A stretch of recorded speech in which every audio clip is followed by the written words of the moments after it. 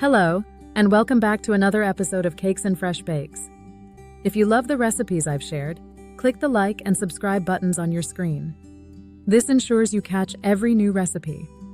Today, we're preparing a family favorite, rice pudding. It's ideal for gatherings and incredibly simple to whip up.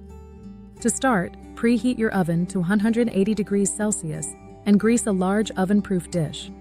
Next, mix 500 milliliters of cooked rice with 750 milliliters of milk and allow it to cool if the rice is hot.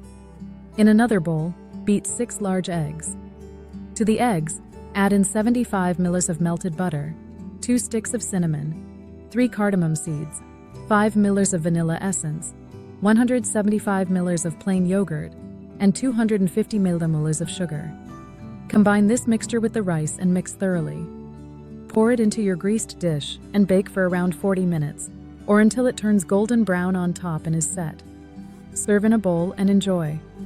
I'll see you in the next video.